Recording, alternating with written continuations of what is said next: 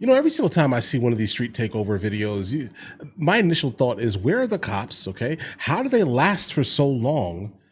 All right, like generally there are like cameras at intersections, and they should be able to monitor. Hey, there's no traffic being able to go through these streets right now, bro. What's going on here? But either way, let's go ahead and jump into it immediately. This is a suggestion via channel member. Is an issue we have seen on streets all over LA. Dangerous street takeovers in busy intersections.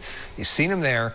Donuts, stunts, putting people at risk. Today, LA District Attorney Nathan Hochman announcing a new effort to crack down on those street takeovers. Fox 11's Nick Garcia joins us live from outside Crypto.com arena, of course, in downtown LA, where there was a street takeover just this past weekend. Nick. Right, Marla, Alex, we're off 11th and Figueroa. That takeover happened just the next block over off 12th. And you saw how violent it got. Lots of donuts. People who live down here, they're tired of all that noise and violence. And apparently, so is the DA. Bro, this just looks like lowering, the tax base, let's say, because people are going to be running from this area. I personally would not want to live in an area where this specifically is happening on a regular basis here. Where are the police? And several near misses. Where are they? This takeover happened in Compton early this morning. And this one in front of the Crypto.com arena early Saturday morning. The chaos on the ground, concerning for those just above. Although we are in the 33th floor, we hear the noise. What did you hear? Boom. And like a firework. Very noise. Their son lives in this building on Figueroa and 12th, just across the street from the arena. The shocking footage, common online. I've seen videos of this like on social media and stuff. People getting hit. Oh yeah, but brutally. Yeah, it's pretty wild. As we've reported before, the takeovers sometimes lead to vandalism and looting. Monday, LA County District Attorney Nathan Hochman calling for stiffer punishments. That penalty shouldn't be $1,000. It should be $2,500. If you get convicted the second time and that doesn't dissuade you, the third penalty should be $5,000 and a year of county jail. Okay, yeah, this is still not enough, bro. All right, listen, you're saying $1,000 in California? Nah, bro. Listen, you need to break these people. Specifically, period. If you get caught here, bro, $100,000 and then 10 years in jail. Stop playing, bro. Stop being soft on these people. Do you think they care? They don't care, bro. Like, I'm guessing this is also most likely, one of the same groups, let's say, that went into a gas station about 2 weeks ago in Los Angeles. And basically flash mobbed the entirety of the gas station, taking things, basically robbing the store. Everything in the world tells me that these are probably the same, group of people here. If you want to fix something, you need to come up with harsher punishments, not Californiaized punishments, bro. He joined other leaders in law enforcement in asking the Board of Supervisors to increase those fines. Welcome news to folks in the area. Not just the people driving. I mean, just just all the people over here. I've seen shootings that occur with the car stuff. I could imagine. Yeah, it's scary. I could just be walking over here and something crazy happens.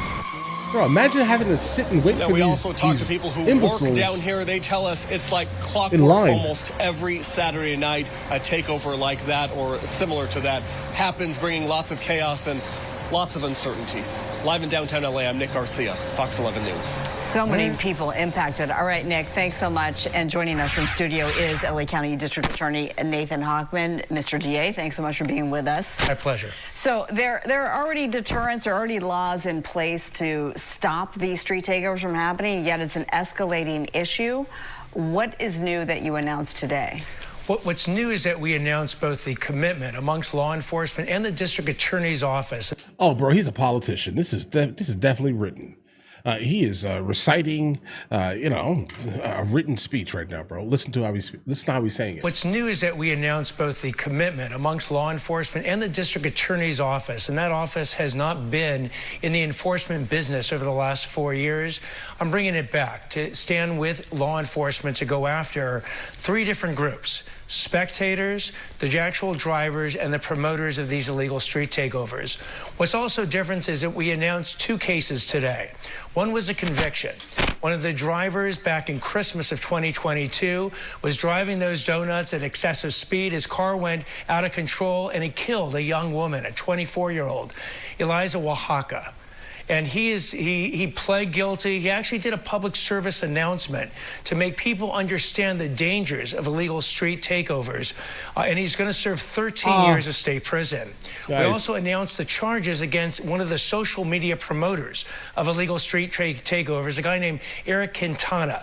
He's been charged with 16 different illegal street takeover social promotions where he went on his social media, told people when and where to show up, and we've charged him with conspiracy in each one of those 16 different episodes. He's looking at 13 years in state prison. You mentioned that you want the Board of Supervisors to increase the penalties. Have you heard from the board? Do you think that you have the votes for that? You know, Supervisor Holly Mitchell has been all over this issue because in her district, the 2nd supervisorial district, that's Compton, that's downtown, that's even other places that have been hit really hard. Those 16 different street takeovers that we charged today, most of those were in Holly Mitchell's district. So she's been on almost a road show to go ahead and make sure that people understand that it is not about the coolness and the the excitement of doing these street takeovers. People can die. It destroys the streets. It destroys the quality of life because very often this is like 2, 3 in the morning, keeping families up. They light commercial grade fireworks and explode stuff. And then when they're done with the street takeover, very often these hundreds of young people go ahead and loot businesses that are in the area. Yeah, so that. Holly Mitchell's. Yeah, so I'm going to go ahead and forecast again. I think that's basically confirmation of my statement earlier. Most likely the gas station that got flash mobbed, it was right after one of these type of behind things. It, do you think that you got at least 3 votes? Do you think that's going to pass? I'm hoping we have 3 votes because I think the supervisors understand the safety issues involved. They understand the destruction of the quality of life in these communities. I think they even understand the financial impact that it takes to actually fix the streets and then deal with all the businesses that have been looted in the process. Right. As we just heard from Nick out there, I want you to respond to the fact that, as he said, this is like clockwork. So in other words, maybe every Saturday night outside of crypto.com, people are hearing this and seeing this. We've been out there and our reporter has been out there. Despite the promotion on social media, there's no law enforcement out there. So despite this strong relationship, what is being done to make sure that law enforcement does get out there? Well, today at the press conference, we had LAPD, the LA Sheriff's Department, and the California Highway Patrol. They each have dedicated street takeover and street racing outfits that are going out. They're monitoring this social media to find out where it is.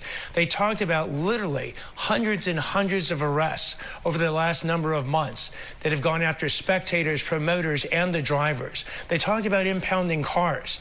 Dozens and dozens of cars, that if you want to get that car back, it's going to have thousands of dollars of fees on top of it. And if you're actually involved in the illegal street takeovers, we're going to go ahead and crush your car. So I think that... Okay. Yeah, what he's saying, this is kind of like some bleed over, let's say, coming from like the people who do like street racing. Yeah, bro, if you're street racing, you're going to get your car impounded and then destroyed. You're not getting that back, bro. That's not yours anymore. That's basically punishment. I wouldn't say punishment enough here, but let's just say it's punishment for enough, let's say, for now, right? Because a lot of these people are betting money and things on their vehicles, so they're actually, profiting specifically on that vehicle. Either way, here's the thing. The fact that the police are not here, I don't know how this could work in like any other state. Truth be told here, seriously, not at the same rate at least. I would definitely like to know specifically what the police are going to do about this here, actually, other than speaking about it, because the amount of videos that you guys send me kind of regarding this specific topic, it tells me that there's never any actual growth in the scenario. It is just all going to be the same thing consistently. Where are the police? They've probably been defunded, guys. Truth be told. But all right, listen, guys, let me know in the comments what you guys think. You guys all have an absolutely amazing day. If you guys are new, please like and subscribe. And in the meantime, catch you guys later.